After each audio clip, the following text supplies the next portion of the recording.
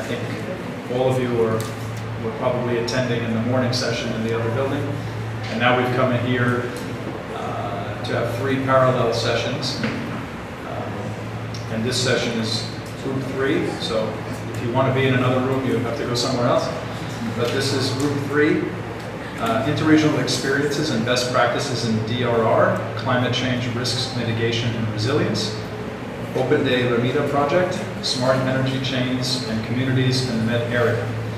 So the intention for this afternoon is that we are doing this session in English entirely for the presentations. And then if there are some issues with translation into Italian, we have the support of an interpreter. But we'll see how we go. And if there's something that I'm saying that you don't comprehend, or my colleagues, then we'll try our best to make ourselves understood. So what we'll do is we'll keep it very simple. We have presentations, each of them 5 to 10 minutes, something like that. Please go ahead. 5 to 10 minutes, and then we'll have opportunities after that. I think we'll do each of the presentations in sequence, and then we can have a question session afterward and see how we can synthesize and learn from these different experiences. Colleagues coming from far away outside of Potenza, some of them. And so why don't we just begin then? Arnold Kingleis is the mayor of Avrig, Romania. It's a city of 14,000 people, I've just learned. A small city, and one that is in some ways trying to reinvent itself and trying to define a new path for its future after its industrial base has been largely eroded or is no longer existent. So it has quite a lot to share with us, unique. So the floor is yours, sir, and I'll switch seats. I'm going to sit there and watch you. So, good afternoon to everybody. Thank you very much, Adam Bouloukos, for introducing Avrig. First of all, I have to thank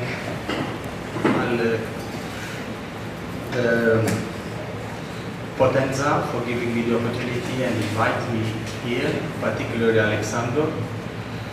It's a great honor to tell you something about a town in Romania which 20 years ago was maybe one of the most important towns in the region from the point of view offering jobs, offering opportunities to the citizens to change into a town which really must reinvent themselves completely. We lost around about 11,000 jobs from a community of 40,000 people. We were a town which attracted people to work in Avrig, from now being a town where 3,000 or 4,000 people lives outside Romania or in Sibiu or in other towns which can offer them jobs. When I became mayor of Avrig, my first plan was to create a comprehensive plan to reinvent the local economy and to connect the economy into a trend development, into a trend industry. We defined a program called Smart Communities as drivers for sustainable development and innovation. Avrig had the chance to be invited as a pilot site into the Urban Nexus project, which was funded in the 7th framework program. In this experience, by meeting experts and people from all over Europe, we conclude in the local team to focus on the smart community into an innovation community and connecting many communities becoming a green economy, a smart region economy, or even going into a more regional approach. During the last 5 years, we designed local instruments with the idea to drive innovation and to attract green technologies and to install green technologies as showcase plants within the Avrig area. And here we have the Green Innovation Science Park, which is a branch of the National Research Institute for Electrical Engineering. We have a Green Innovation Showroom where we present to the local community different types of technologies, meaning LED lamps, photovoltaic panels, solar panels, everything which can be communicated and shown to the people in Avrig. The Green Innovation Demonstration Zone, here we have on schools, we have photovoltaic equipment, or we have a biomass heating plant to replace gas heating systems. In total, there are 6 or 7 different demonstration facilities. A Green Innovation Business Incubator to support the private sector, and the industrial park to offer companies a place to develop their business. When we go back to the smart community, on this chart, we see a collection of technologies, starting from wind, PV, smart meter system, biomass, biogas, and local cycles. The idea is how can a local cycle of use and reuse of local resources be implemented in an optimal way. From the community, we enlarge our focus into a smart region and consider not just Avrig as a community. We are focusing now on 24 communities where we would like to promote a policy, as Potenza did today, to convince 100 mayors to adapt a framework policy and start defining action plans to make this vision happen. In Avrig, our radius is at the moment 24 communities, and we have to overcome the challenge to convince the mayors that this could be a chance for their future. And my congratulations to Potenza that you managed to put 100 mayors on the same direction, and that this important signing took place today. The Smart Region model focuses on 3 policy priorities. First is the renewable energy and energy efficiency becoming a catalyst for sustainable development. How can we integrate technologies, create jobs by installing equipment, producing equipment, and by operating equipment in the local level, on the local community. Then, more important than the first one, in my opinion, is the agriculture and the rural economic regeneration. For those of you who visited the rural Romania, you have noticed that 40 to 50% of the surface is not in use. There is a lack of vision, a lack of methodology, of business plans, how to organize landowners in a way that agriculture become economically feasible and reliable. On this point, I think for Avrig and the area of Avrig, there will be a huge potential to create local jobs and to stabilize local jobs within the region. In our calculation, we consider that within 5 years, we should create 3,000 jobs, which will be long-term connected to the region. Jobs which can be done by local people without having a special education to become active within this program. The third priority is climate and environment regeneration. Here the focus is on the CO2 management. We would like, through anaerobic fermentation, to absorb the CO2 from the produced biogas and create a CO2 economy, transforming it into algae and from algae into algae byproducts. This can be done on sea, but there are also technologies available now to make it inland. Source of inspiration. One of our senior scientists mentioned several times that humankind has to change the focus of organizing themselves. We have to focus much more on the way the nature is managing processes within the cycle of redesigning themselves.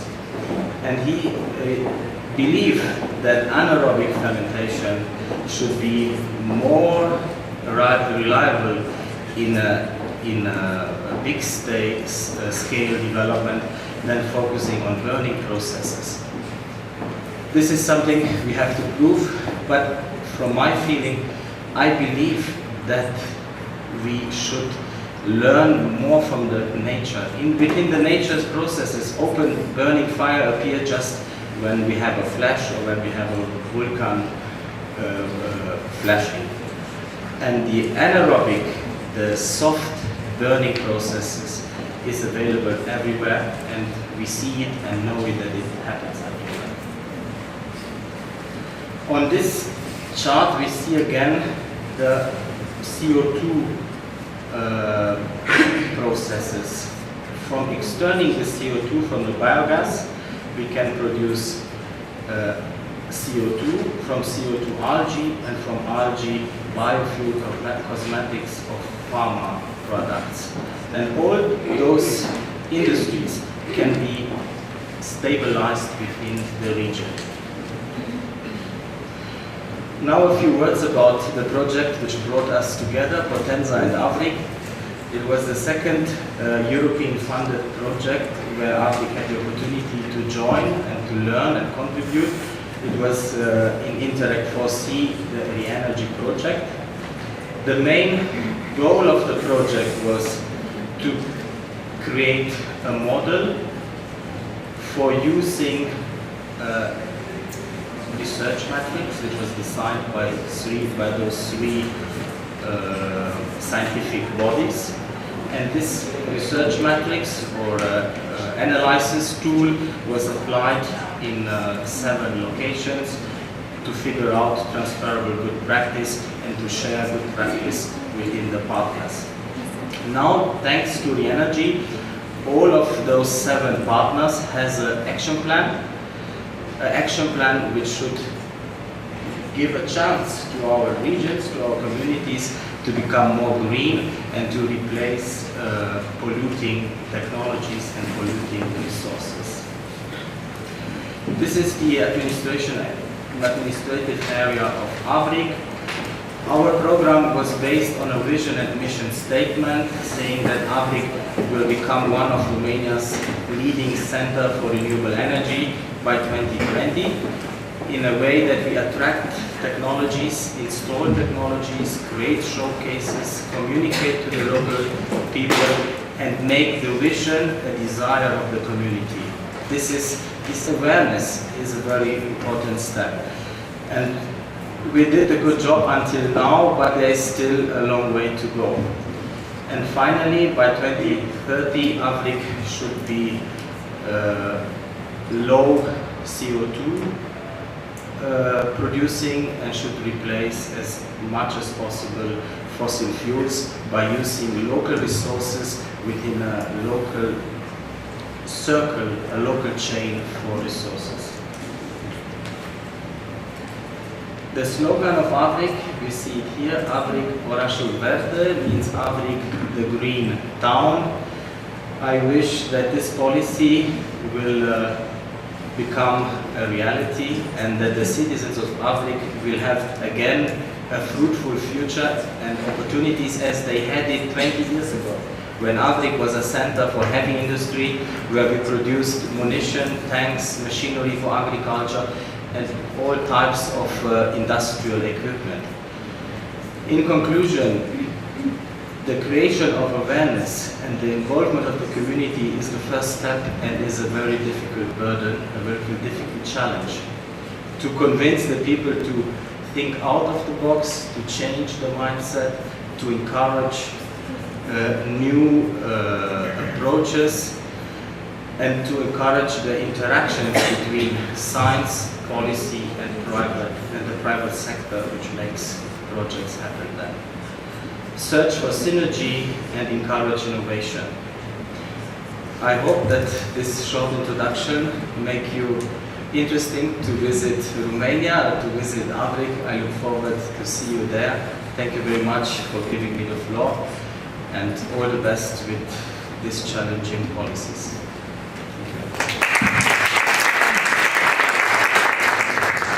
Good afternoon, everyone.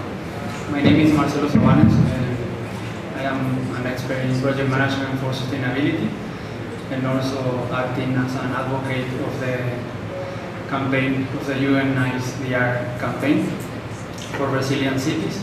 And I just wanted to share with all of you briefly our experience in the Canary Islands. I've been working there the last 2 years, and the starting point was the implementation of an integrated management system as an EU tool to improve the way in which cities are managing projects related to climate change, sustainability, and resilience. And the result after 2 years is that nowadays the island of Lanzarote, which is one of the 7 islands inside of the regional government, of the Canary Island regional government, had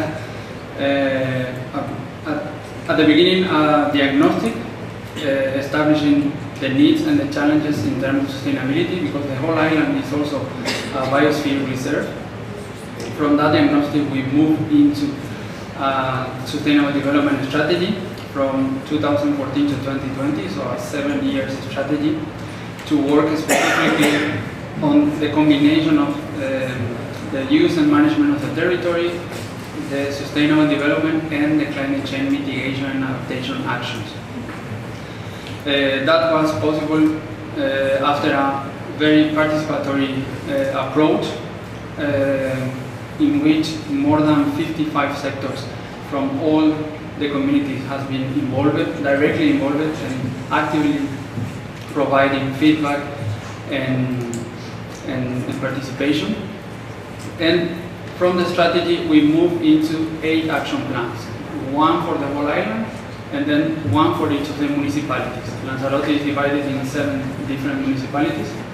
So each of them nowadays have a plan as a roadmap to execute the strategy.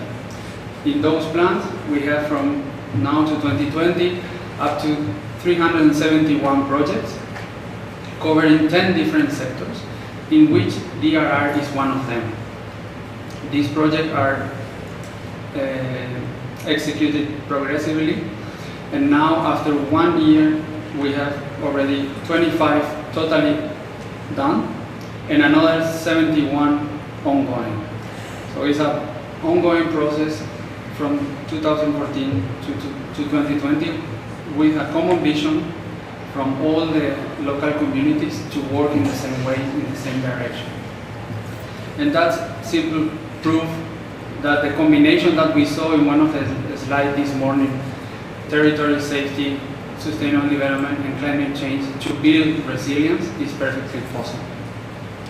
So that's my intervention. I just wanted to share that with them.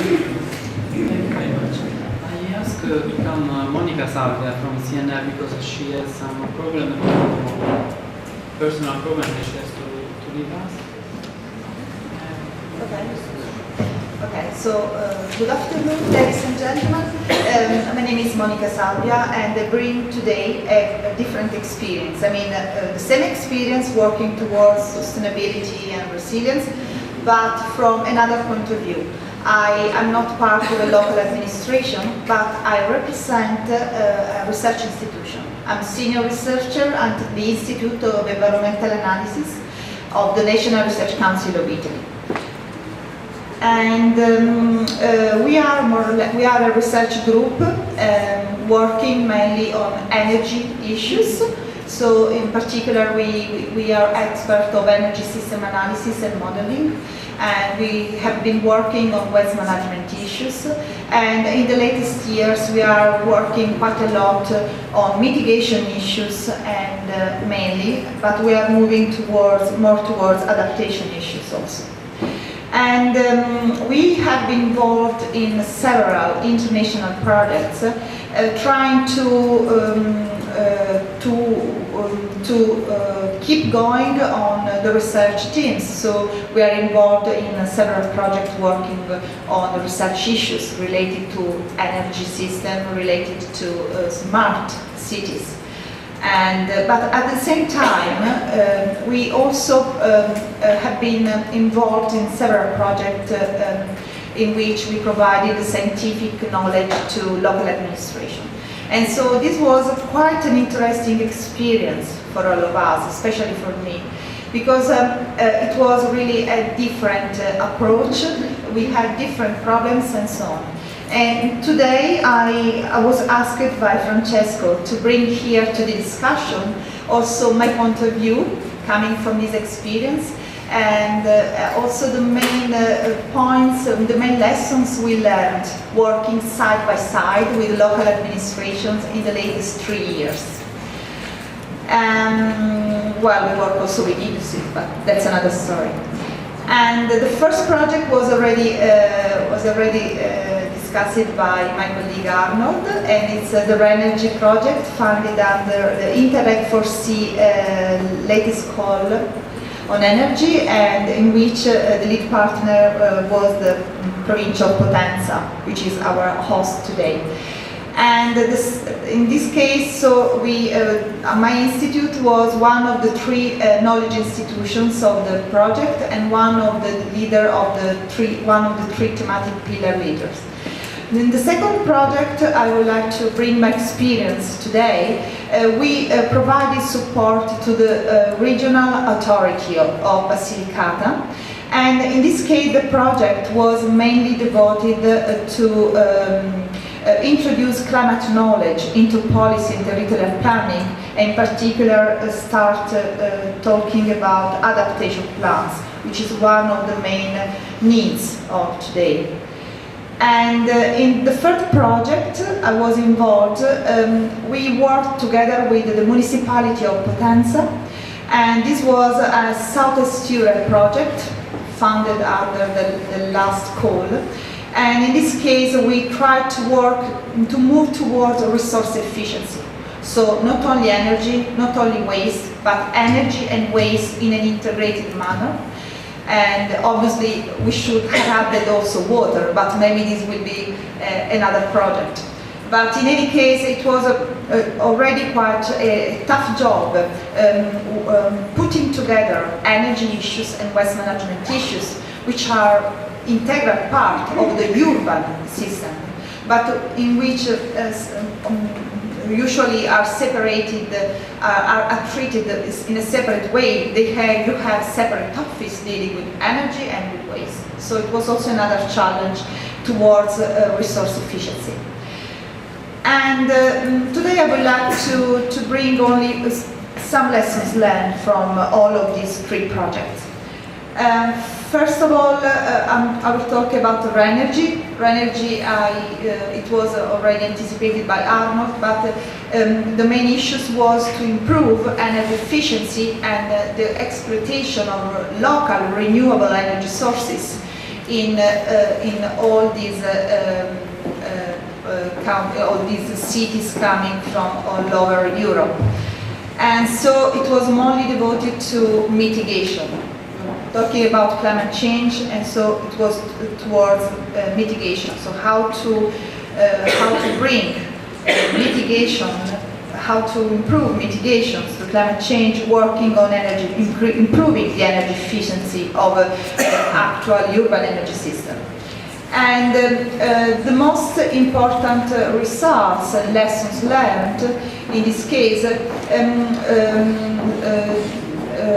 deal with the involvement of stakeholders. I mean, in RENERGY, a big attention was given to involve stakeholders which is, I mean, it can be something quite easy, I mean, to understand, but it's something that not always has been done in the latest years by local administrations.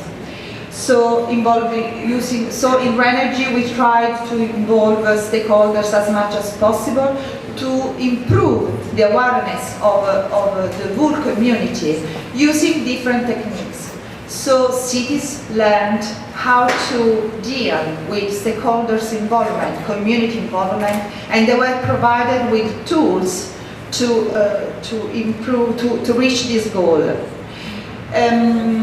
One of the results, which was also very useful, was the transfer of good practice among different European countries. I mean, good practice, I mean, we know that there is somebody better than us. Usually we look at Scandinavia, I mean, Northern Europe countries. But it's very useful to learn, to have the chance to meet these people and to see how this good practice work in practice. So, I mean, one of the best points of this project was interregional cooperations, which worked as to provide as a learning tool, but also to provide inspiration. It was established a good networking activity, and which we hope it will be useful also for future projects. And there were used innovative methodologies for involving stakeholders. One of these are the energy labs, which were one of, I think, of the peculiarities of RENERGY. And Francesco asked me to talk especially about the bad point.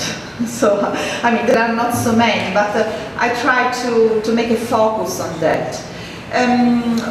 We found that there was not enough cooperation between researchers, which means the leaders of the thematic groups, and cities. I mean, sometimes cities thought, okay, working on the methodology is not our matter, we will apply it.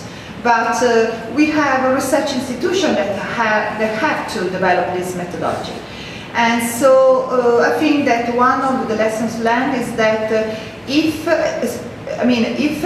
somebody is working on a tool which will be used by the local authorities, it's important that the local authorities consider also the process of studying, of designing the tool as an important process. Because, I mean, researchers work with the paper. We write journal papers. We make calculation, we write journal papers. But you are the ones who have to fight with other local administrators. We have to fight with the community.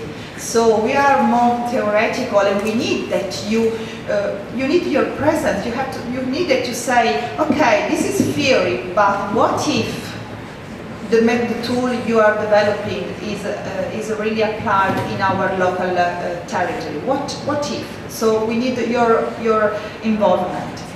And okay, this is a very practical thing. I mean, the Interreg program didn't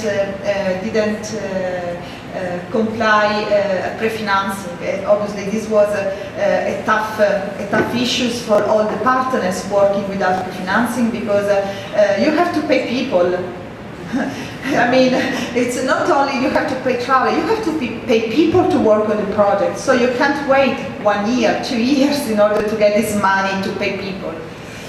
And also we think that communication should have been improved, not at local level, but at national, at European level. Moving towards the Oriengate project, which was devoted to improve adaptation abilities for local authorities. I think that this project was good because, I mean, this was funded also under the Southeast Europe program. And we think that after this 2-year project, this was led by the CMCC. And the capacity of local authorities to cope with the new climate realities I mean, was reinforced. I mean, what we noticed is that there was really a lack of knowledge about climate change, about what is mitigation, what is adaptation, what is the difference between these two issues, and how and where are the synergies and so on. And so we think that this was only the first step to increase the knowledge of climate risk management at the local scale, but obviously there is a lot of work to be done. And a good point was that the local authorities learned a lot on climate change and adaptation issues, and most of them have already implemented the local adaptation plans. And coming back to our region, we haven't implemented a plan, but after this project, I mean, this project provided a lot of motivation to our administrator of the Basilicata Regional Authority. They really want, they have their plan is to develop in the next few years a regional adaptation strategy to climate change. So this is, I think, a good result of this project. And what was bad? I mean, we found some problems working with local authorities. And one of these problems, at least Italian local authorities, one of these problems is that local authorities have a rigid, inflexible, hierarchical organization. And sorry if I'm so honest with you. But this can cause some problems, because I think that this can be a limitation for the success of a project. Because I mean, what happens is that the people who are more involved in a project are not the bosses. They are at the level. No? And so what happens is that people representing local administration, I mean, they work a lot, they are full of enthusiasm and so on. But then when there is a step to be done, we have to move from theory to practice. They don't have the freedom to proceed and to come into action. They have to go back to their boss, and then to the boss, to their boss, and then to the boss, to their boss, to their boss. And this hierarchical organization, I mean, most of the time, all these passages between one step, the ground step, and the other, and the top level steps, require a waste of time, a lot of time, for different reasons, I mean. And so there is a problem of time, waste of time, and sometimes, I mean, this cooperative project, they don't allow to waste months only to wait for a signature from the boss of one office. You don't have all this time. And also, it should be promoted. I know that the bosses they have a lot of work to do. They have a lot of commitments. But it should be promoted the participation of the highest level bosses, I mean, leader, which I mean was true in REMIDA, but in other projects it didn't happen. And the latest experience is about the cities, in which researchers and public officers work together. But obviously also in this case we noticed that we have different freedom of action, and also we have different response times. And in this project we had, I mean, cities had a lot of problems to gather that data. I mean, energy data are, especially when you require very detailed energy data, are very tough to be found. And so also city experience that data collection is a very tough job, and that we noticed, we learned that in local authorities they don't use very much tools, and they don't use very much methodologies. So we should promote the use of tools and models in the planning activities of public officers. We had a very good coordination and management. We had a great harmony and spirit of collaboration between work package leaders and city partners, and it was very interesting working jointly with energy and waste. In this case, we had a project structure which was very, very complicated, and also this meant a lot of waste of time, a lot of deliverables which were unnecessary. So, because it was really an over complicated structure. And we did, I mean, my institute, also the CRES, the Energy Institute of Greece, we made a lot of extra work to develop technical tools to make cities able to obtain urban energy balancing without having all the data. So we had to invent a mechanism, a tool to use proxy data and to derive using proxy variable urban data using national data. And also in this case, the project was a 2-year project, but 2 years were not enough to activate the administrative procedures required by local administration to gather data and to acquire the knowledge in order to be able to use the proposed tools.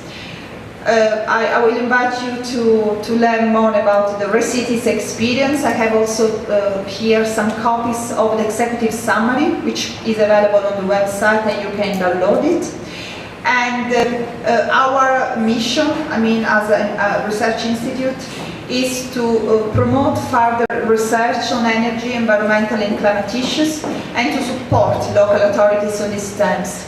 And we are starting new networking activities, and we hope to start quite soon a new project on our key topics, which are smart cities, energy planning, waste management, climate plans, and sustainable tourism. So, I mean, if you need a research institute as a partner, do not hesitate to get in touch with me. And so, thanks a lot for this opportunity, and Francesco, and everybody. Thank you. Let's reflect on your suggestion, watching a video coming from the province of Gorizia, which is the lead partner of REMIDA project, and Vanessa comes to show it. Just a few words concerning REMIDA. REMIDA is a MED project financed under European cooperation programs. We are working hardly, I can say, since 2014 in order to improve covenant of measure applications at the local level in several ways, in different countries, in different contexts. They are working on biomass valorization for heating. It's a plan. We saw a video now and we go. Good afternoon, everybody. Just a short introduction regarding the video. Since each partner in REMIDA project is developing a pilot action with local municipalities, we wanted to share with you a good and positive experience that is now ongoing with the municipality of Fara. The municipality has developed, as Francesco said, a biomass plant, and he's actively participating in all the phases of our project. In particular, the municipality came with us in Rubin, in Spain, and shared this best practice with all the partners. So it's very important, as all of you has already said, to share information and to try to involve as much as we can the stakeholder. Otherwise the project will be useless, and it's really important that the local stakeholder understand the role of the European Union and the role that it's not just meeting, but it's a transfer of know-how and a lot of many possibility to go further with the energy saving. So.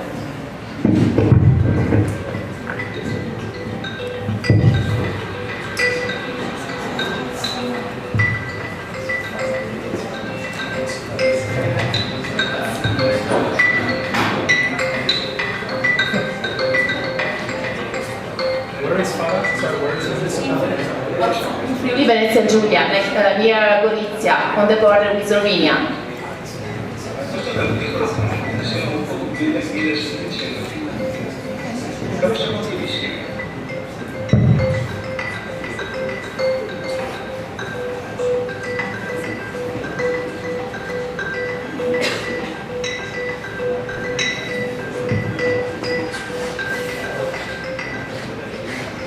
di oggi è per esempio la nostra centrale di biomasse che abbiamo realizzato con una piccola rete internazionale.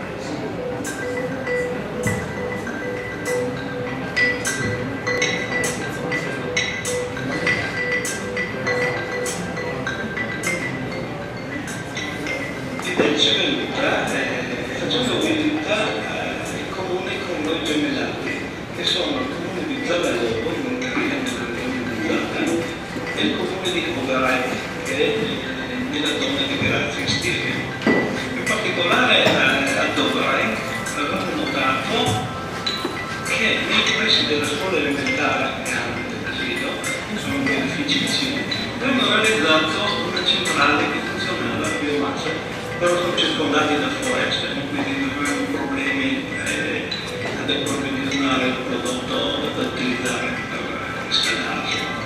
Ci siamo chiesti perché non possiamo inventare un qualcosa anche noi, visto che volenti abbiamo un territorio abbastanza vasto, sono 1000 ettari di comune, se piccolino per noi è abbastanza. Abbiamo commissionato uno studio di fattibilità al CETA di Provincia, dandogli degli obiettivi. Realizzare qualcosa che ci potesse far risparmiare, visto che avevamo una bolletta energetica per gli edifici comunali di circa 50.000 euro, non sono pochi, anche in questi periodi di ristrettezza economica, e di sfruttare i terreni comunali che abbiamo di proprietà del comune, che sono circa 19 ettari nell'area collinare di Risonzo, che di fatto non sono tanto adatti a coltivazioni particolari come quelli che abbiamo minato nel resto del mondo.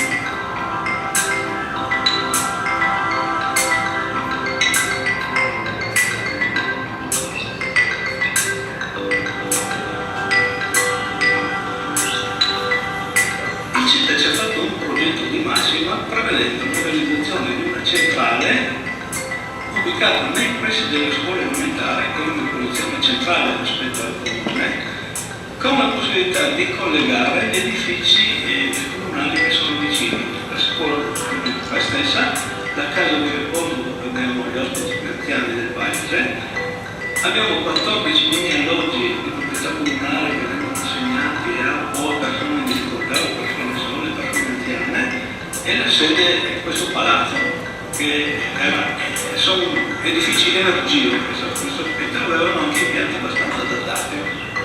Il progetto del CETA prevedeva una spesa di 700.000 euro, che per noi è impossibile, però ci siamo mossi un attimino per vedere la possibilità di trovare dei finanziamenti, per esempio, e siamo riusciti a trovarli grazie all'assessore che mi precedeva nel progetto First 2007-2013. Lì abbiamo avuto la possibilità di accedere a questi fondi europei che ci garantivano l'opportunità del 77% della spesa.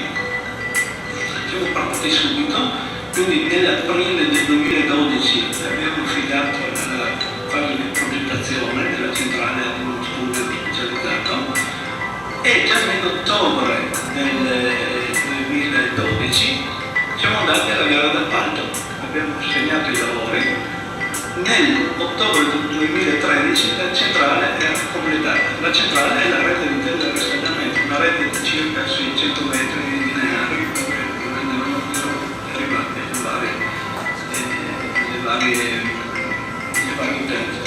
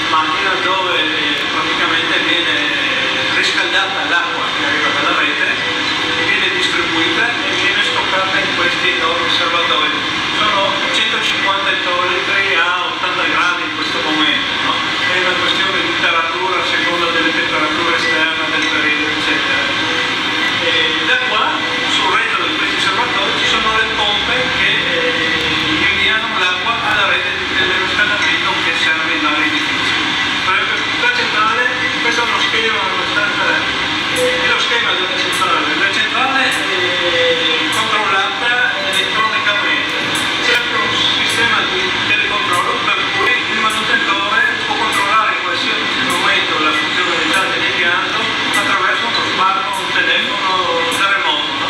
Quindi anche in caso di problematiche ha il tempo di intervenire in tempi rapidissimi, anche se 150 ettolitri di acqua calda non è che si esauriscono in un attimo, però può succedere. Qui abbiamo l'entrata del prodotto combustibile cipato, poi viene bruciato di fatto all'interno della centrale.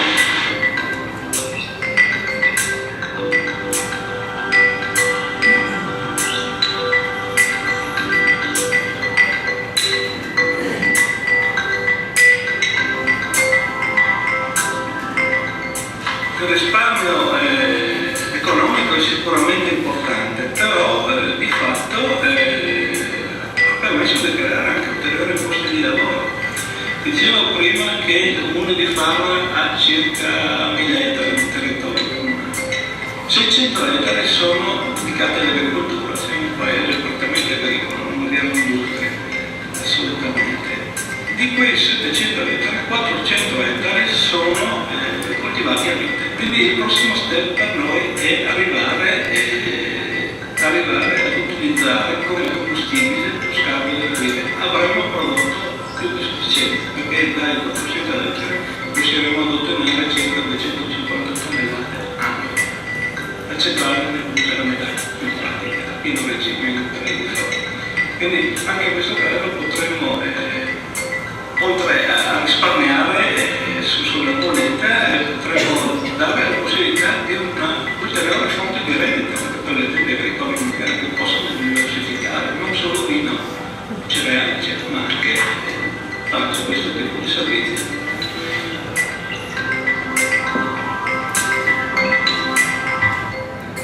So, thank you very much. Vanessa, do you want to add something? Well, you have seen with the European projects you can not only finance something but also create new opportunities, new job opportunities, sharing of know-how, and so I think that this is a real concrete and successful cooperation of not only a transnational program as the MED and REMIDA, because I would like to also to say that within REMIDA project we are now supporting the municipality of Fara to sign the Covenant of Mayors, and with the regional operative program for rural development, the municipality of Fara has found the financing tool to pay this biomass system. Thank you very much. Let's come back to the framework of UN-ISDR activities. We have the colleague from Manchester. Good afternoon everybody, my name is John Purcell, I'm an inspector with Greater Manchester Police in Manchester. Just let's give you a short presentation with regards to how we work as a city region. We've just been awarded the role model status from UN-ISDR, hence why we're involved today. So we are the first city region within the UK, and what that basically means is that the money that we get from government, we have more of a say in how it's used. That is not just for civil contingencies, but it's the whole makeup and of the whole community that benefits from it. By joining the Making Cities Resilient, My City's Getting Ready campaign, this has assisted us in looking at how we do things. So Greater Manchester itself has got a population of over 2.7 million people. That's 1.15 million households. There's 7 million people, that's over 10% of the entire population of the UK, that lives within 1 hour's drive of the city centre. Now, when you say Manchester to most people, they think of it just as being one city. Greater Manchester is slightly different. Greater Manchester is combined of 2 cities, of Manchester and Salford, and 8 districts, which the map in the top corner you see there, which is Bolton, Bury, Rochdale, Oldham, Tameside, Stockport, Trafford, and Wigan. So, although it says Greater Manchester, that means 10 different areas. Culturally, we're very diverse. At any one time, there are 150 different languages being spoken, and that in itself brings its own challenges. And we do have a growing population, which is growing year on year, decade on decade, by 7%. So the challenges that we see is we've got a very high unemployment rate compared to the rest of the UK. It is above the average. And with regards to the most deprived areas, and the 20 most deprived areas in the country, Manchester is 4th and Salford is 18th. Of course, of all children living in Greater Manchester, and it's sometimes something you wouldn't think to hear in a modern country, are living below the poverty line. That's the poverty line that's set within the UK. On the whole, the proportion of GM residents, GM being Greater Manchester itself, the residents have no qualifications with regards to education. So they've gone to the state schools up until primary and secondary, but they haven't actually qualified with what are any recognised qualifications. And that again has effects on the job market and also on migration from other parts of the country. So our approach is, and is continuing to be, it's on 3 levels. There's a UK national framework, there's the Greater Manchester City Region framework, and then there's the borough and district local communities. So in essence you have 10 local boroughs, and that's combined to make Greater Manchester. The £476 million that is given by the central government will then be utilised by Greater Manchester in order to develop new strategies for assisting the community, not only in times of emergency, in times of disaster, but to prevent such things happening. So the top 10 risks. Now at the moment there are 95 risks across the UK that are highlighted as being from very high to very low. Of those 95, there's only 65 that we recognise in Greater Manchester as likely to affect. So for instance, because we're inland, we don't have coastal flooding as one of our risks. So the top 10 risks are pandemic influenza, river flooding including flash flooding, biological substance release, toxic chemical release or pollution, fire and explosion, electricity network order, communications failure, aviation accident, animal disease, building collapse and drought. What that means is, not just those 10, but all 65 risks are put in what's called a community risk register. And what we do, it's a 4-year cycle whereby quarter each year are renewed.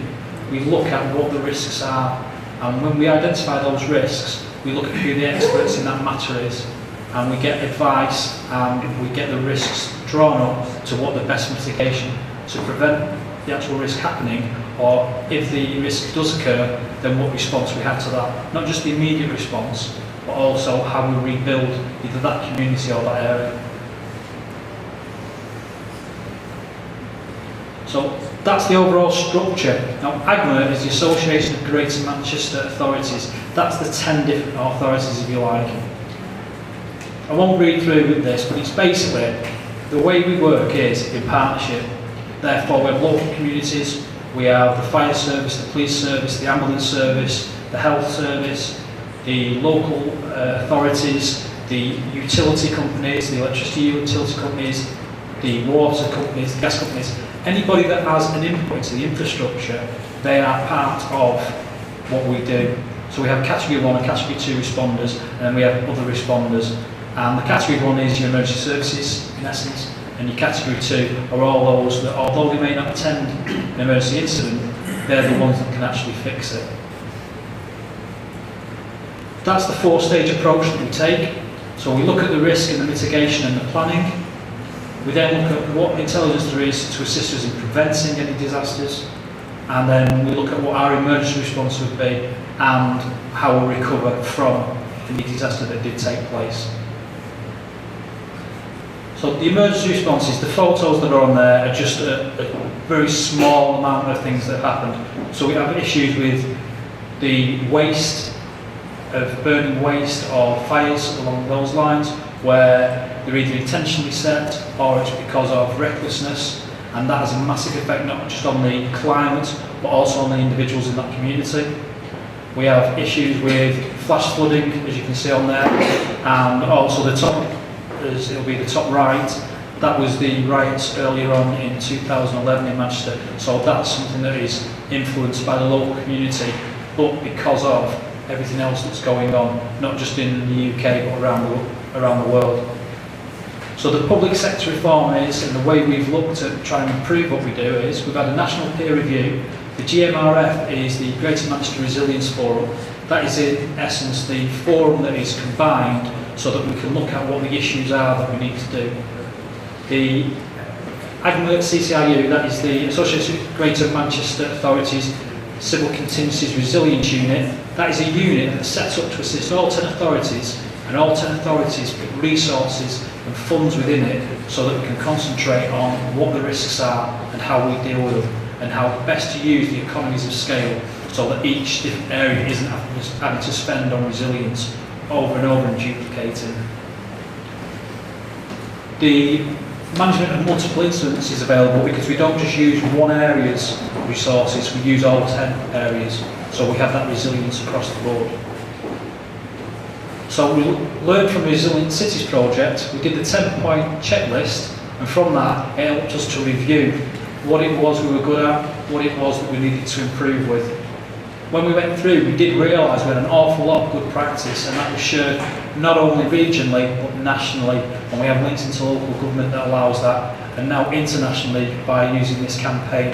So the fact that Potenza has now joined this campaign, again, it can only assist. It's another city with a lot of experience that we can gain from, and that we can exchange our experiences in different areas of risk management.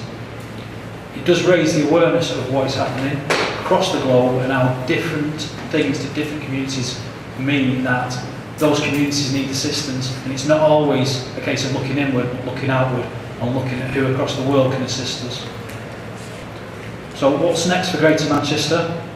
Well, it's sharing our experiences, gaining from your experiences, and also looking at what developed. There will be disasters throughout time, that will never change.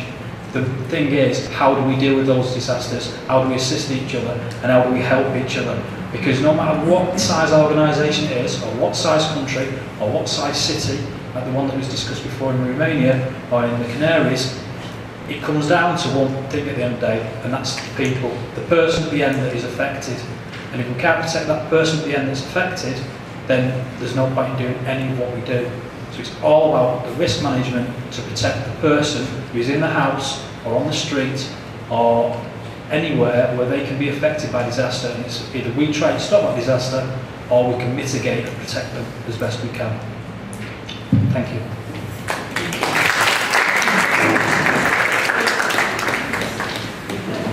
We have just another presentation, and is the municipality of St. Rupert.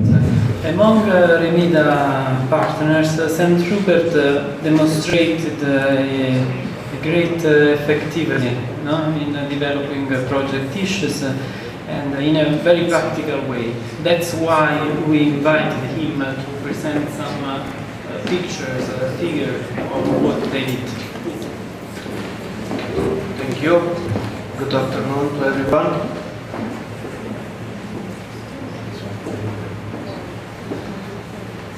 Municipality St. Rupert is a very small municipality with just 2,800 inhabitants, but we are very innovative and on the field of energy sufficiency very successful. In 2012 and 2014 we won the first award in Slovenia's most energy sufficient municipality. And in last year we get also a certificate in Kassel in Germany as first municipality from Slovenia with 100% renewable energy resources. And I'm very glad to see today the presentation from my colleague from Romania, because I'm glad that in some other place in the world somebody thinks very similar and have very similar vision as our municipality, and this is for me one sign that we are on the right way. And I would really like to visit your municipality in your town, because it is very important to do this crisis that the renewable energy resources and also the money stay in the region, the local area. When we talk about field of renewable energy sources, we can talk about maybe three main steps. First step is to recognize what is my local renewable energy source, because in our case we don't have wind, we don't have water power, but we have enough wood biomass. The second step is maybe the important one, why is good to cooperate international, is how to organize the whole procedure and prepare the project for realization. This first step is more or less just fact. I have enough wooden biomass. What can I do with this wooden biomass is the second question. And so there we can find many ways how to organize business model, social model, organizing model. And I learned a lot about these different models in different countries, and also today from this presentation from Romania. And the third step is how to successfully running the project many years. To build, as example, this wooden heating power plant in Gorizia, in Provincia Gorizia, is just the final step of building. After that we have to run this many years, and there is a lot of questions. Should I do with my municipality organization? Should I do this with a public-private partnership, or should I organize a new company, etc., etc.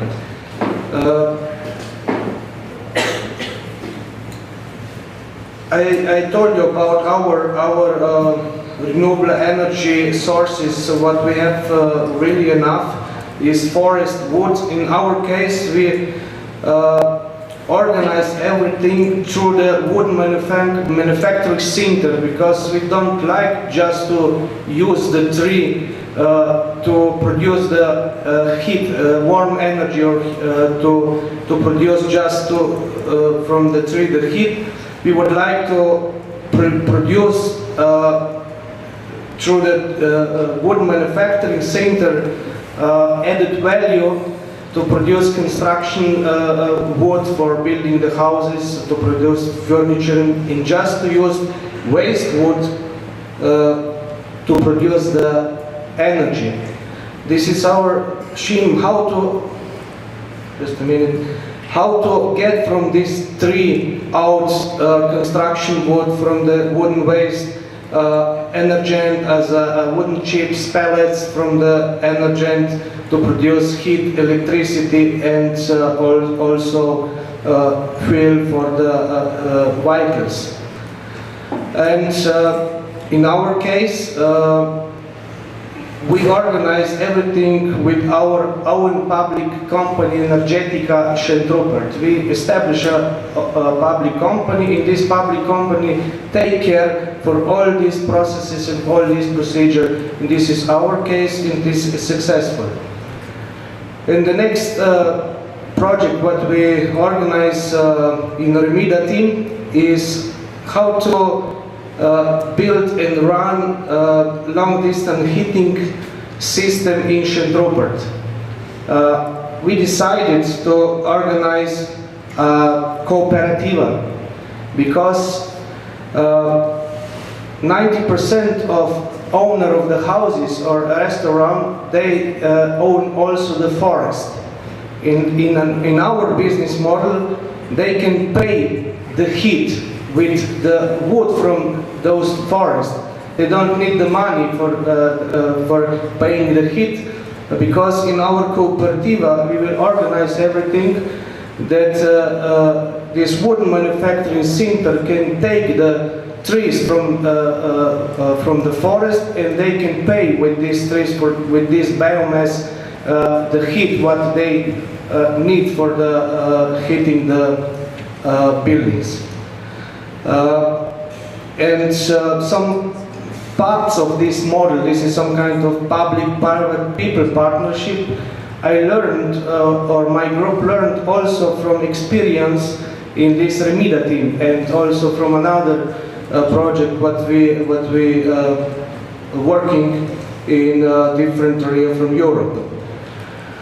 And such meetings as today, or here are some pictures from Schentrupper, from Carlet as example, are not just to see each other, to have a nice lunch or nice dinner. It's really some kind of exchanges of the experience, and after each such meetings we should be a little bit more informated, or we should find some new way to organize our business, social or organization models better and better. From my point of view, the main advantage of international cooperation is the creation of innovative and new organization, business and social models based on renewable energy. This was the question Francesco asked me to tell you from my point of view what is the important things in this international cooperation, and I'm sure that in our case, or from my point of view, is this the main thing. Thank you. We have blood in our knees. Okay, well, thank you very much, colleagues, for those presentations. And we have about 1 hour, and this is meant to be an interactive session. It's not my thoughts, but it's more an opportunity to share. But I'll make a couple of interventions, and then maybe we can see how that works. Or at least a couple of questions that I have. That I'm somewhat confused about what perhaps is there's no perfect model, but what are some of the better models of engagement with communities and stakeholders and research and policymakers? And one of the things that struck me this morning was the complexity in Potenza of, for example, all of the different authorities that are somehow engaged in disaster risk reduction, response, management, climate change adaptation. It's an overwhelming group of different stakeholders. And of course, there was even some comment made there by the assessor on the importance of the linkages from, let's say, the institutional frameworks and the pressure now, let's say, in Rome to centralize certain decision-making processes. So I know that this is a contentious issue, but somehow this issue of getting important stakeholders together in a way which is not overly complex is important. One thought. The second issue, I think, is the role of research and policy making. And Monica had talked a little bit about this in her presentation, the frustrations about, let's say, government authorities, officials being fairly rigid, hierarchical, research ideas somewhat theoretical in an ivory tower, and how are those ideas made more influential? It seems that the situation in Manchester is more positive in that the research component is, you had said something, John, that when a particular risk is made clear, you seek the expert. There's a new issue related to, I don't know, fire hazard. Let's go seek input from experts in that particular section and sector to contribute. So there was a kind of a willingness to take on board the scientific knowledge. This is being debated even now in the UN as we prepare for the Sendai conference of what amount of knowledge and data and research is required to make good decisions, who should provide that information. You know, so that's I think issues around the introduction of science and technology and innovation to policy making is an important thread that I I got from these discussions today. And then I think some concerns about the actual maybe technical knowledge sharing between communities, and you know, there's already this enthusiasm where Rupert intends to go perhaps to visit Arnold in his city in Romania, because the situation is absolutely nearly identical. And so this concern of the sharing of information across boundaries, and how do we do it maybe more practically? How can my agency, how can ISDR facilitate that? Maybe there's more that we can do also in sharing information through our prevention web or other means, so that good ideas are replicated and are shared. I don't know. This is something where I think we have to be perhaps even more engaged than we are. But that I thought was quite exciting. You know, that I think Rupert had said something like, "It's so nice to see somebody speaking my language." That was exactly the challenges that he had. Another issue that I think came up is that you're going to face. I think, Arnold, you're saying now in Romania, is the changing of the mindset. You know, what experiences do we have that we can share in this group today on changing the way people think about these issues? What are the practical ways of doing that?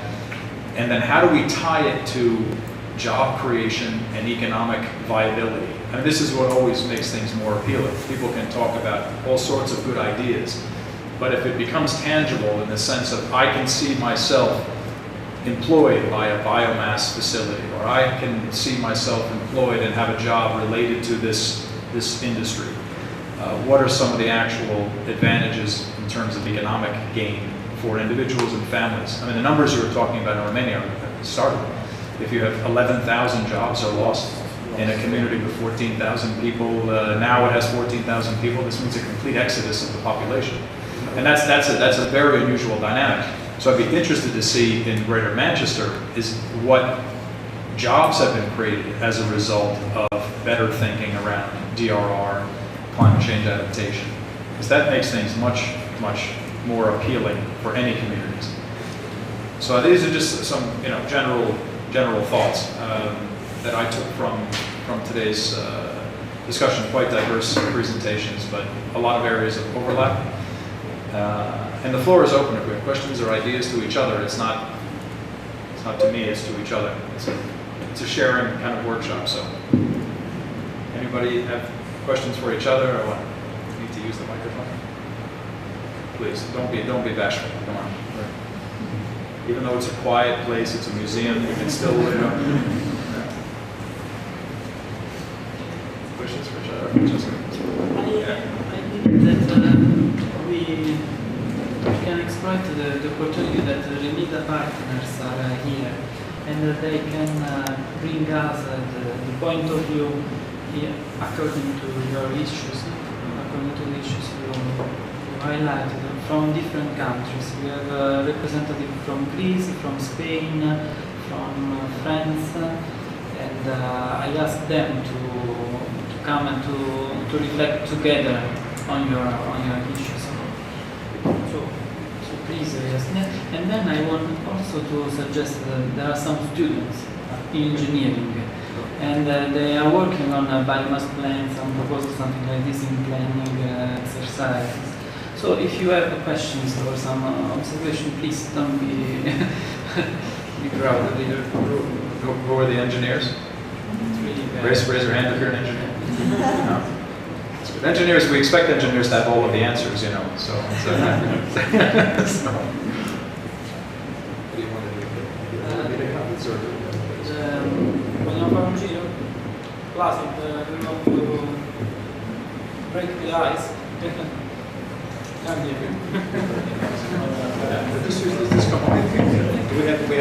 We're trying to tape it. So we want to use the microphone only to make sure we don't lose some of the ideas that's being taped. So that's in our case, sure with this. Sorry. Okay, yeah, I'm Placid Madramán from the Energy Agency of La Ribera, an energy agency in the province of Valencia, Spain, and we are involved in the REMIDA project and talking about this kind of innovation triangle or something like this. There are several names or titles that we can give to this innovation model. In our case, we are trying to replicate a model that has been developed in Rubí Municipalities, another of the REMIDA project partners, and I think that it's really successful. And during the last meeting in Rubí, we can appreciate the level of improvement of this innovation project. So they get to involve the University of the Polytechnic University of Catalonia and the Municipality of Rubí and some companies, small and medium enterprises of Rubí. I am talking about Rubí because we have not this experience now. We are trying to replicate this model and we are trying to get the knowledge from them. But I think that it's a really interesting experience in Spain, in Catalonia, about this know-how model. And it's from our point of view, from our point of view, it's really complicated. But in our case, in our region, most of the companies are small companies, so there are not enough resources to invest in, for example, knowledge. The owners have not time to develop this kind of models, and we are facing these hurdles. So in our case now, we are trying to involve the Valencia University, Polytechnic University, trying to step by step create this kind of path, pave the path for achieving this close relation between our companies and the university. I am not talking about the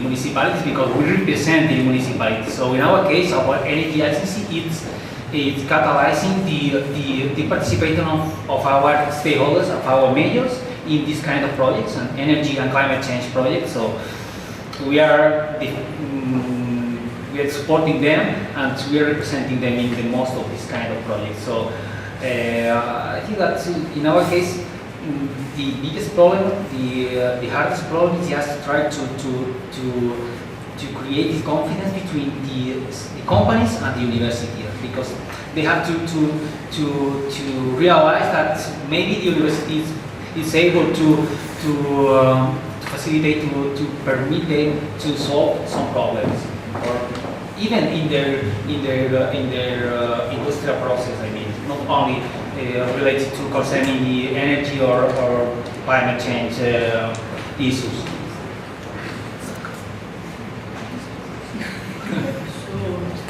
So they seek the expert. So, You seek the expert. yeah, we're not just the expert. We are trying to create this bridge between the companies and our universities, and to try to not just, because most of the time the university is investigating, but they are, I don't know how to say, but they are going in a way, not just in the way that our cities need, our society needs. Maybe they are trying to invest, to invent I don't know, a new batteries for the cars in the future, and maybe this is not what we need just now. Now we have another problem. Maybe to go to the ground and say it. I don't know if I have an answer, but this is an important thing. I mean, I think the impression is that in this sector of disaster risk response or preparedness, management, climate change, that the research would be naturally linked to the realities on the ground, when that may not actually be the case. And so maybe part of our job also is to be advocates for smart research, practical research, and making those linkages, and not research for research's sake, but research that has an application. Thank you.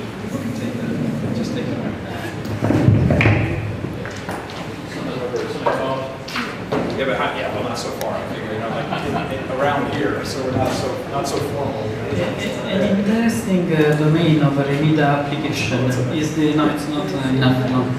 It's to look at private people, public-private people partnership. It means that also citizens should be involved in a sustainable project.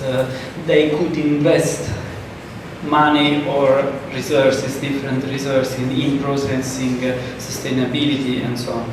And the Greek parts experienced something interesting, and they are the promoters of such process. I invite you to tell something about concrete experience, best practices and something like this. Hello to everybody. I wish to all of you healthy, happy, and fruitful new year. My name is Theodore Patropes. I'm the project manager for REMIDA from the RFC Greece. And we have promoted some new activities during this program. One is the public consultation with the stakeholders of the energy efficiency market. For example, all the companies, photovoltaics, the associations of them, wind energy, ESCOs companies, in order to identify what is the barriers for the promotion of this kind of projects among between in the REMIDA partnership area, and by these barriers we have to see also to put in the other to oppose to them the best practices that we have identified around Europe, and then to come to some conclusions how these best practices can solve some of these kind of problems, or put some new ideas on the table and discussed among the stakeholders in order to come to new conclusions and recommendations. Our target is through the international regional, through the regional workshop that we intend to organize in Greece at the end of March. We target to do this. We have come to we had a meeting with the president of General Secretary of the Association of General Secretaries of all the municipalities of Greece, which is the secretary of one of the biggest municipality in Athens, around Athens, Marousi, and also the Public University for Social Sciences, in order to organize this event, which is going to present all the best practices that have promoted until now by the municipalities in Greece, and through the facilitation of some international speakers. One of them is going to be again the Direttore from representative from Rescue, which is going which promote the cooperative model, the private public partnership around Europe, and through this, we're going through these international speakers, we're going to facilitate the round tables among the stakeholders, one of the energy efficiency market, and among the representatives of the municipalities in Greece, in order to come to the conclusion, to some conclusion.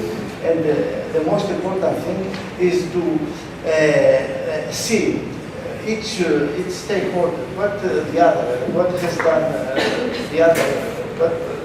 the promotions of the other stakeholders in order to get some ideas, to integrate his model, and then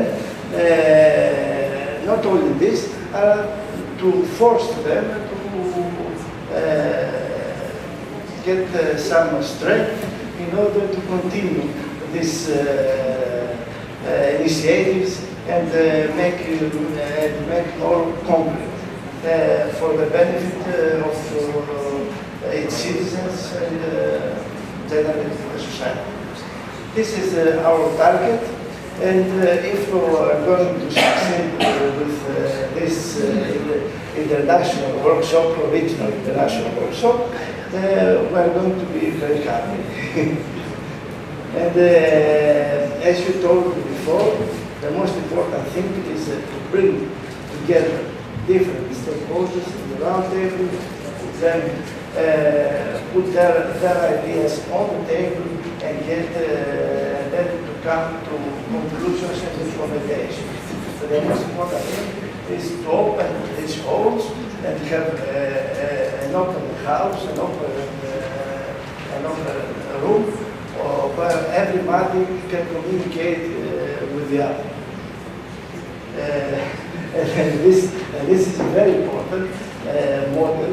I have seen this in the embassy of Netherlands in Greece. The ambassador has an open room, only for not only his his team, down to the floor, in the same floor. Everyone communicates with the other, everyone, and also this model has the ability to identify all the strengths of his human resources and use them in the better way. Thank you very much.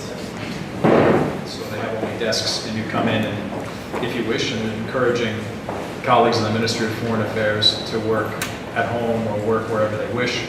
And when they come to work, they just have their laptop and they have hotspots. They plug in their computer and they do their work. So it's a kind of an office-free office. Yes. And this is interesting that it's also extended down to some of the embassies outside of the Netherlands. So in Athens, this is a unique model. Yeah, that's quite a, that's great. Yeah. But the model is like exactly what we're talking about. Is getting people. I see everyone standing with a heater in the back, right? Is that what that is? There's a heating system there. Or no? Yeah. Also, his driver has a diploma in economics, for example, and he uses him in other works. Sure. Very interesting. Very interesting. Thank you for that. Is there another REMIDA person? But please, other colleagues have questions or comments to make? Please. All of us with our coats on and trying to keep warm. This place needs biomass energy, right? Yeah. Maybe just light something on fire in the middle there. Yeah. Questions, comments?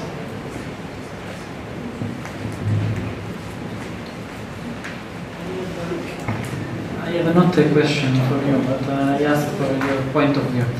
Because coming back to resilience, okay, we worked in a European cooperation project concerning energy, and we discovered that stakeholders' involvement is at the basis, is a precondition in order to be effective in energy, renewable energy procurement.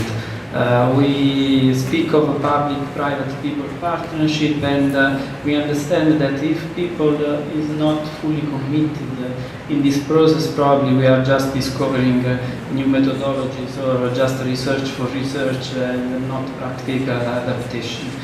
Is it possible to investigate if building resilience could start economic process at local level?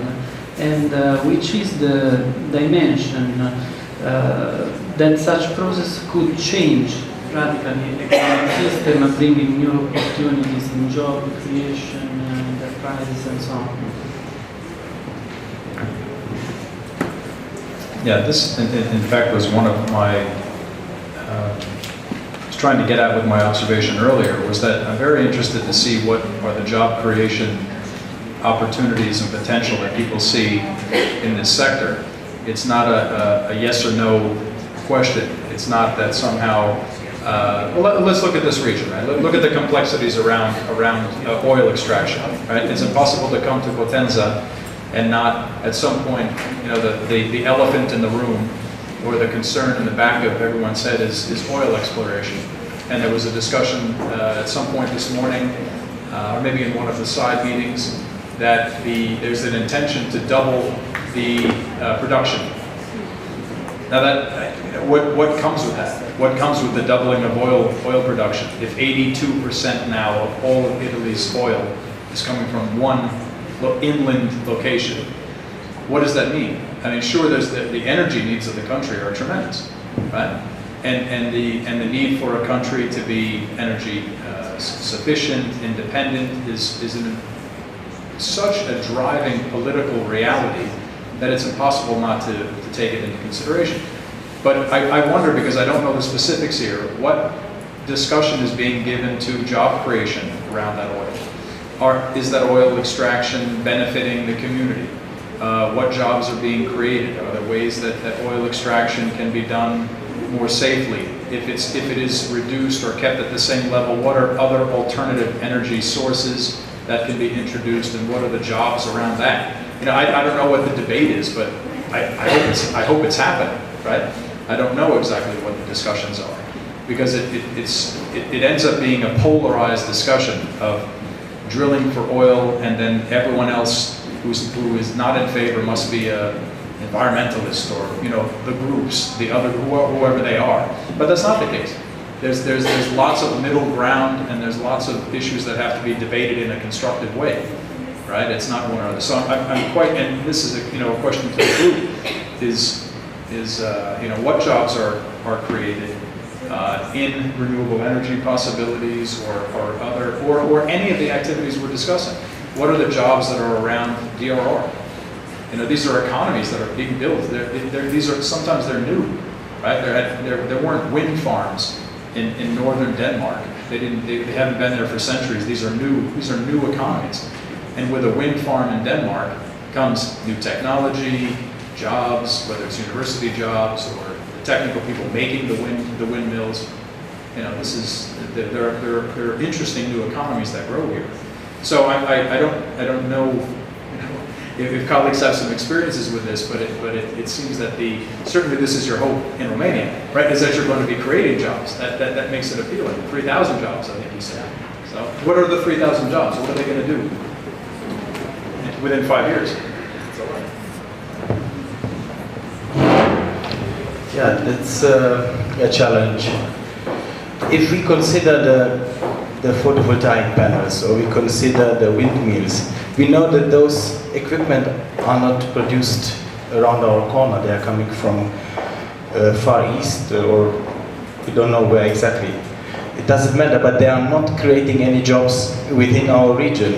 If we consider the biomass, to collect and process the biomass, which is now all over available and is not really seen as a recycled resource, as we see glass or paper or metals. If we consider Avrig, in our area we have 40% of the agriculture which is not used, which is not designed to produce food or to produce added value. In these activities, hundreds of jobs could be created.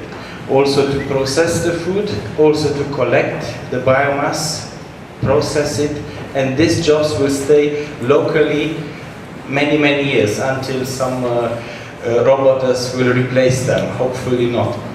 But I think here are the local jobs which renewable energy can generate. To bring a photovoltaic panel from China or a windmill, we need someone to install it, and then maybe some other want to monitorize the energy produced, and that's it. Renewable energy on the biomass aspect, there I think is the big portion of job creation which could happen in the next years. Examination. They are working on a specific proposal in a place, in an area in Basilicata where we have oil extraction.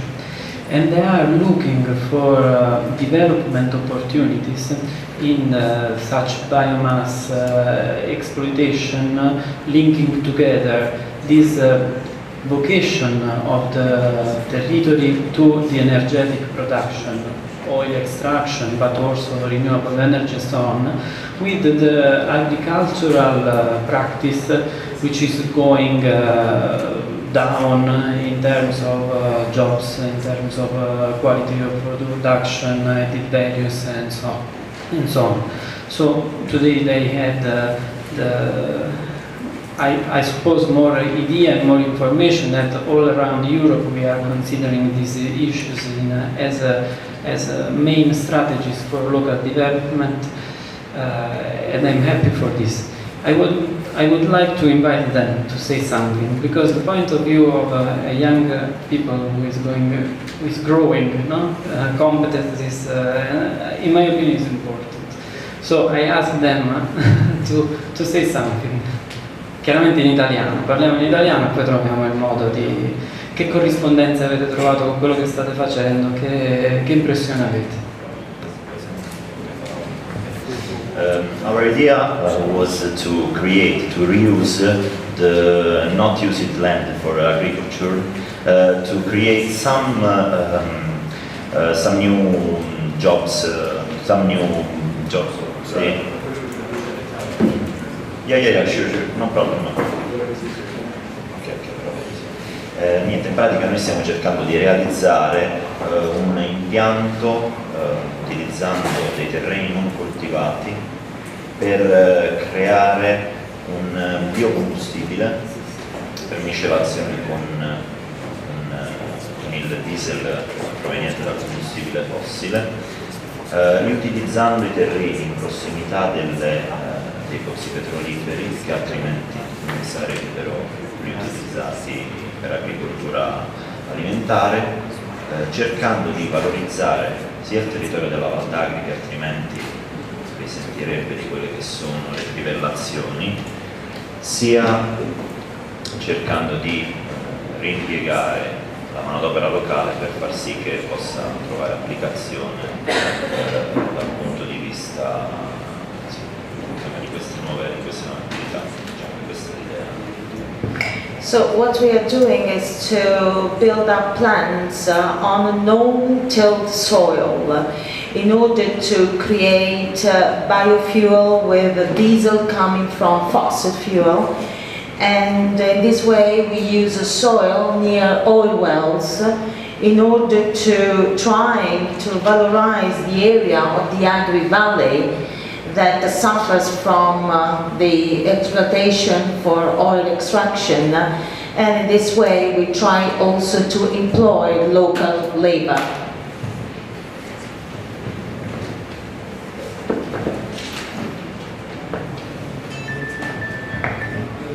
Diciamo che poi praticamente quello che ci aspettiamo è di trovare un riscontro negativo da parte dell'agricoltura locale, di coloro che si occupano dell'agricoltura a livello locale, e quindi una diffidenza da parte dei contadini nell'utilizzare i terreni che altrimenti potrebbero essere impiegati a scopo alimentare, al di fuori ovviamente di quello che è il terreno che noi vorremmo usare in prossimità dei pozzi, quindi cercare di reinvestire in un'ottica futura su questo tipo di coltivazione per incrementare, perché abbiamo un riscontro anche economico su queste coltivazioni, per incrementare quelli che sono gli introiti provenienti dall'utilizzo degli stessi terreni, piuttosto che come terreni allo scopo alimentare, come terreni da utilizzare appunto per la produzione di questa biomassa.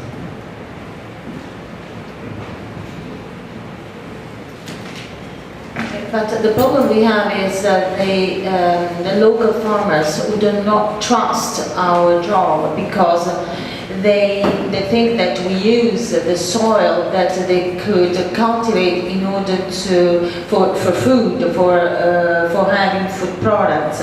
So what we would like to do is to reinvest in order to increase our income coming from the soil which is used in this way, rather than the soil which can be used in order to have products coming from biomass.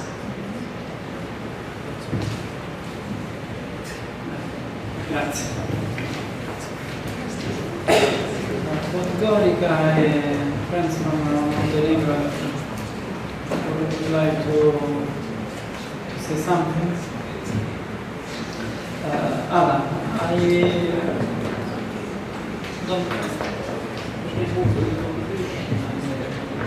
Just on this last intervention, so I'm understanding, this is soil which has been contaminated by diesel, and this is an effort to make use of that soil, an extraction process. Yeah, okay. I had a delegation from Iraq visiting my office last week in Geneva, and of course, Iraq has lots of contaminated soil for different reasons, either damage to pipelines or because of conflict or mismanagement, waste mismanagement, lots of issues. But they were also looking into this kind of technology. So you see there's like natural twinning, natural partnerships that form in this sector, which is unlike a lot of areas, I think, of modern science or technology. Information sharing in this sector is quite robust, and there's so many people struggling with this issue.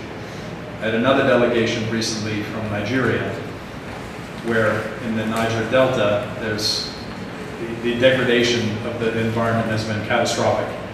And Shell Corporation is providing $1 billion US dollars to clean up this area, which they're estimating will be 20 years of work. And a lot of it is engineering responses to the cleanup, managing the waste and doing these kinds of things, which are not terribly complex. The more complex thing is getting the communities engaged, building trust between the farmers who have lost their mangoes and mangroves, whatever forests, and then having the trust between the central government, the local government, the oil company that has the money, because they've agreed to contribute $1 billion, and it's a 20-year process. So who among these stakeholders will also have the vision? This is part of the difficulty too. Not an immediate cleanup, but what is the longer-term vision to reestablish rebuild an entire ecosystem, in fact, which may take some generations, because the damage has been significant. They're also experiencing a lot of theft of oil. So the pipelines are going through remote villages, and people are breaking the pipes and taking the fuel. And so there's damage to pipes, maintenance issues, getting communities engaged, that stealing a bit of oil is a short-term solution, but what they need to think about is generations of agricultural production. So it's quite, but this technology is very interesting, and so maybe I'll come back to you. I'm just sort of learning about some of the methods that you are exploring, because there may be ways of sharing that with other communities that may be so far away from Potenza it's hard to imagine the Niger Delta or the middle of the desert in Iraq, where they're facing exactly the same situation. Thank you for that. Other questions, comments? People are tired, cold. Please, yeah. Come and take the microphone. Okay, so I have some remarks or comments,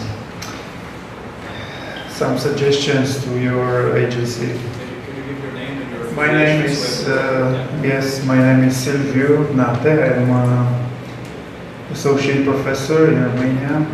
My background is security studies, so I am a little bit much more closer to subjects like resilience. So, I think that it's much more important for communities and stakeholders in terms of renewables to develop a dialogue and to identify some common interests. I think that your agency could help for developing some kind of infrastructure or platforms of identifying common interest for both of those sides, of those actors, including stakeholders, community, and public administration, in order to develop public policies. I think that we have a lack of public policies and very coherent understanding regarding the future of renewables and the way technology could be implemented in different communities. I think this could be a starting point for a better understanding and to test some technologies, not too many technologies, but some focused technologies in order to prove their efficiency and their impact in local communities. On the other hand, regarding resilience, I would say that from my point of view that resilience is like a healthy body. You have to resist, but not only to resist, I think you have to adapt to some critical situations. But more of this, I think that you should have the power to regenerate yourself almost instantly. So from your agency, I would suggest that you could involve or you can bring support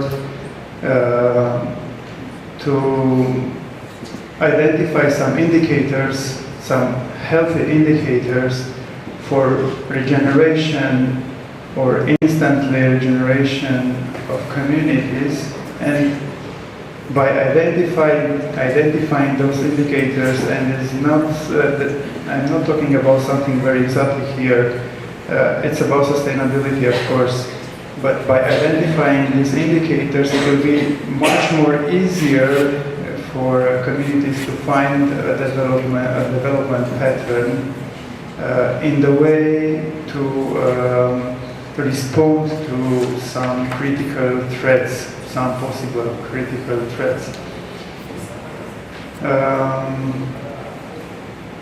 There are many other things that you could take into consider, but those two help to develop coherent public policies, and the second one, to identify a set of indicators for regeneration, for community regeneration in terms of resilience. What that means, what are those indicators that we should look for, and then to establish a pattern of development at the community level. Okay, take home, what it is that I could bring back and how the United Nations might better facilitate these discussions. Certainly UN-ISDR is one of many UN agencies that has involvement in matters related to disaster risk reduction, preparedness, and less so for response. But our piece of that puzzle has tended to be at the front end, promoting risk reduction. And just on the issue of, first on a platform for allowing the exchange, UN-ISDR is mandated to do just that. We have, for example, these different city-to-city campaigns and other campaigns, ample opportunities for communities to share with one another. We maintain a prevention website that has opportunities for partners to contribute. It's not our information, but it's information coming from different communities that can be shared. On the bigger issue of setting a platform or providing standards or guidelines, these issues are being discussed, in fact, today, on the second point that you talk about of having targets and indicators for regeneration or targets and indicators for resilience. Today, the debate I'm missing, and the reason why Margaret Wallström, the special representative of the Secretary General, had to leave Potenza, and I'm here in her place, I'm her deputy, is for her to be discussing today with the member states those targets and indicators. And it's very contentious, right? It's very contentious. Because some countries want to maintain more qualitative measures, some want very strict quantitative measures. There's a general willingness in the room for certain of keeping this as a priority. Disaster risk reduction is essential for all of our communities. It's not the usual division between poor countries, rich countries, or any of that nonsense. Everybody is impacted. So there's a general willingness, but at what level?